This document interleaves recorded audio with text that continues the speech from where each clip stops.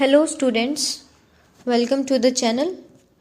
Today we will discuss page number 43 of Govind Parikh sir's book. 42 page number पर हमने शलाका यंत्र और उसके कार्य देखे थे और अब 43 में हम शुरुआत करते हैं शस्त्र को पकड़ना किस स्थान से है। ठीक है, तो आचार्य सुश्रुत ने बहुत अच्छे से मेंशन कर रखा है कि जो भी भेदन शस्त्र रहेंगे, भेदन कर्म के लिए जो भी शस्त्र हम प्रयोग में लेंगे उनको हमेशा फल और वृंत के संयोग से पकड़ना है। फल और वृंत के जो जंक्शन होगा ना, फल और वृंत का, उस जंक्शन से पकड़ना है हमें, किसे? भेदन शस्त्र को। जो विश्रावण के लिए शस्त्र हम यूज करेंगे उसको वृंताग्र से पकड़ते हैं। कहाँ से? विंताग्र। वी से विश्रावण है, वी से विंताग्र है। ठीक है, फिर है एषणी, आरा और करपत्र। ये जो तीन है, एषणी, आरा और करपत्र, इसे कैसे पकड़ेंगे? मूल से पकड़ेंगे। इसको याद करने का तरीका क्या है? हम किसी को बुलाते हैं ना, ए ऐसे करके बुलाते हैं, ए इधरा, है ना, ए आरा। करपत्र को मूल से पकड़, करपत्र को मूल से पकड़ो। ठीक है, ऐसे याद कर सकते हैं, ए आरा, करपत्र को मूल से पकड़ो। तो ए से हो जाएगा एषणी, आरा, करपत्र। ठीक है, और इनको किससे पकड़ना है? मूल से पकड़ना है। अब इसके बाद हम आते हैं जोंक, जलोका। इसका एक कंप्लीट वीडियो मैंने मेरे चैनल पर डाल रखा है, जिसके अंदर जो आचार्य सुश्रुत का जो पूरा चैप्टर है वो कंप्लीट है। कौन कौन सी जलोकाएं सविश होती है, कौन सी निर्विश होती है, उनके क्या लक्षण होते हैं, वो सब मैंने उसके अंदर बहुत डिटेलिंग में पढ़ा रखा है। मैं इसमें लिंक भी शेयर कर दूंगी डिस्क्रिप्शन बॉक्स में। उसके बाद हम आते हैं रक्त, रक्त का लक्षण एज पर दोष। ठीक है, आचार्य सुश्रुत ने चैप्टर नंबर 14 सूत्र स्थान, ये वाला जो व्रण है, आचार्य सुश्रुत ने चैप्टर नंबर 14 में रक्त के एज पर दोष लक्षणों को बताया है। सबसे पहले देखते हैं वातिक लक्षण। अगर वातिक दोष से दूषित होगा रक्त तो कैसे लक्षण शो करेगा? अरुण वर्णी और नहीं जमने वाला। नहीं जमने वाले को क्या बोलते हैं? अस्कंदी। ठीक है ना, अस्कंदी। ठीक है, पैतिक जो होगा, अगर पैतिक दोष से दूषित है रक्त तो वो विसर्गंधी, उस रक्त से कैसी गंध आएगी? विसर्गंध आएगी। अगर कफ दोष से रक्त दूषित है तो उसमें क्या आएगा? गैरिकोदक और मांसपेशी सदृश्य रहेगा वो रक्त। ठीक है, क्वेश्चन आता है गैरिकोदक कौन से दोष से दूषित रक्त का लक्षण है, अस्कंदिक कौन से रक्त को बोलते हैं। ठीक है, तो आपको ये पता होना चाहिए। वातिक वाला है तो अस्कंदी चला जाएगा, अरुण वर्णी है, पैतिक है तो विसर्गंधी है ना, और कफज है तो गैरिकोदक या फिर मांसपेशी जैसा रहेगा।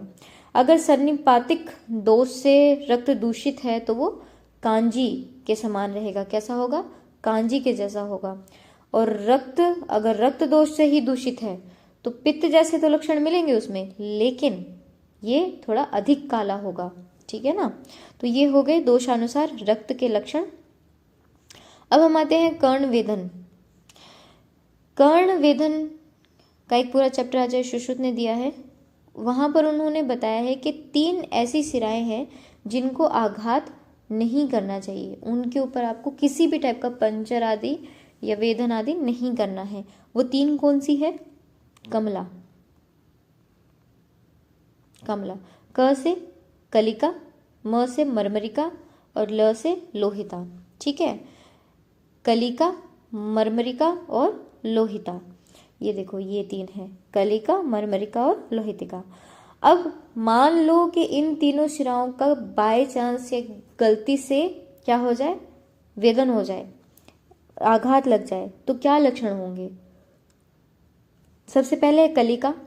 कलिका में क्या होगा? ज्वर, दाह, श्वथु, वेदना। ज्वर, दाह, श्वथु और वेदना। इसको कैसे याद कर सकते हो? जशोदा। ठीक है ना, ये श्वथु है ना। ठीक है, जशोदा, जशोदा की वेदना, जशोदा की काली वेदना। ठीक है। जशोदा में क्या आ जाएगा, ज्वर, श्वथु और दाह। काली मतलब कालिका, वेदना, फोर्थ जो सिम्टम है वो वेदना रहेगा, ठीक है। अब बात करते हैं हम मर्मरिका की। मर्मरिका में ज्वर और वेदना तो सेम है जो कि कलिका में भी था, इसमें एक्स्ट्रा क्या है, ग्रंथि। अब देखो मर्म स्थान है, मर्म स्थान क्या है, जंक्शन बोला जाता है ना, सभी शिरा स्नायु ऐसे करके एक सेंटेंस आता है ना, तो जहाँ ग्रंथि बन रही है वो मर्म स्थान है, ऐसे करके याद करना है सिर्फ, ठीक है। तो ग्रंथि मर्मरिका में है, ज्वर और वेदना सेम एज इट इज कलिका जैसा, ठीक है। अब आते हैं लोहितिका पर। लोहितिका को अगर आघात हो जाता है तो क्या लक्षण होंगे, मास्क। एम फॉर मन्या स्तंभ, ए फॉर अपतानक, एस फॉर शिरोग्रह और के फॉर कर्णशूल। एम फॉर मन्या स्तंभ, ए फॉर अपतानक, एस फॉर शिरोग्रह और के फॉर कर्णशूल। तो ये हो गई हमारी वो 3 इंपॉर्टेंट सिराएं जो कर्ण वेधन के टाइम पर इन पर आघात से बचना चाहिए, और मान लो आघात हो गया तो ये लक्षण शो होंगे, ठीक है। इसके बाद हम आते हैं कर्ण वेदन से पूर्व दोषानुसार सिंचन। मान लो अब कोई भी दोष बढ़ा हुआ है ना, तो उस दोष के अनुसार हम सिंचन करते हैं, ठीक है। तो कर्ण वेदन में अगर मान लो वातिक दोष है तो उसमें हम कांजी और गर्म जल से सिंचन करेंगे। पैत्तिक दोष है तो उसमें दूध और शीतल जल से करेंगे। कफज है तो सुरामंड और उष्ण जल से करेंगे। बहुत इजी है, ठीक है ना। वातिक है तो उससे अपोजिट चलेगा, पैत्तिक है उससे अपोजिट चलेगा, कफज है उससे अपोजिट चलेगा, ठीक है। अब इसके बाद आते हैं बंधन। विभिन्न बंधन है और कौन से बॉडी के कौन से पार्ट पर किस तरह का बंधन बांधना चाहिए ये हम देखेंगे। कमेंट सेक्शन में आप लिखिएगा, बताइएगा मुझे कि आचार्य वाग्भट ने कितने बंधन माने हैं। आचार्य सुश्रुत ने तो 14 माने हैं, तो वाग्भट ने कितने माने हैं, और मान लो कोई एक्स्ट्रा माना भी है तो उसका नाम क्या है, आप कमेंट सेक्शन में ज़रूर बताइएगा। अब इसको मोटा मोटा हम देख लेते हैं।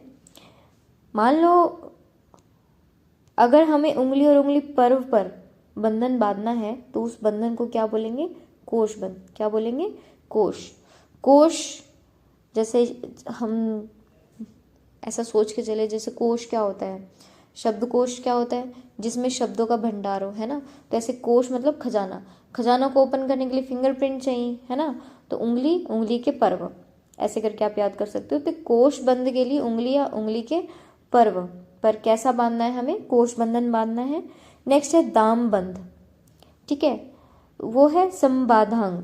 तो इसको कैसे याद करना है, संबंधों का दाम लगता है, ऐसे करके आप याद कर सकते हो। तो संबाधांग पर कौन सा हमें बंधन बांधना है, दाम बंध बांधना है, ठीक है। फिर आता है स्वस्तिक। स्वस्तिक कैसा होता है, ऐसे करके जाता है ना।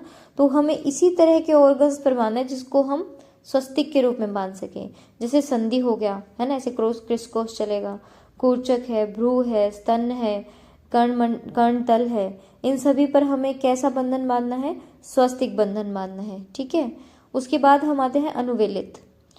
अनु हस्त पैर, हाथ पैर छोटे छोटे हैं, अणु है, ठीक है। तो ऐसे याद कर सकते हो कि अनुवेलित बंध किस पे बांधेंगे हम, हाथ और पैर पर। मुतोली। मुतोली की अगर बात करें तो ग्रीवा और लिंग पर कौन सी बांधी जाती है, मुतोली बांधी जाती है। मंडल बंध किन ऑर्गन्स पे बांधा जाएगा, उदर, उरु, बाहु, ये सब गोल गोल है। उदर भी गोल है, उरु भी गोल है, बाहु का भी हम सर्कमफ्रेंस मापते हैं तो गोल गोल है, इसलिए तो सर्कमफ्रेंस देखते हैं, है ना। तो जो ऐसे राउंड राउंड चीजें रहेंगी, ऑर्गन्स रहेंगे, उसमें हम मंडल बंधन बांधेंगे, ठीक है। स्थगिका क्या है, स्थगिका में क्या होगा, अंगुष्ठ, अंगुली और शिशुनाग्र पर। अंगुष्ठ, उंगली और शिशुनाग्र पर हम कौन सा बंध बांधेंगे, स्थगिका, ठीक है। फिर आता है यमक। यमक वगैरह से क्या चीज मानी जाती है कि किन्हीं 2 या 3 का जंक्शन हो जाना, है ना।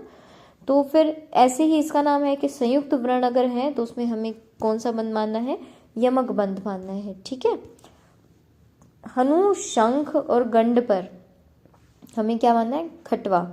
तो कैसे याद करोगे इसको, खटवा, खाट होती है, चारपाई को बोलते हैं, मतलब जैसे बेड होता है ऐसे, ठीक है ना। खाट पर बैठकर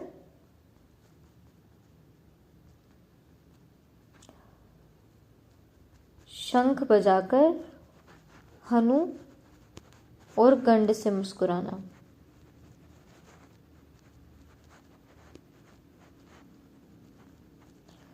ठीक है, तो ये हो गया निमोनिक हमारा खटवा बंद का। इसके बाद है चीन।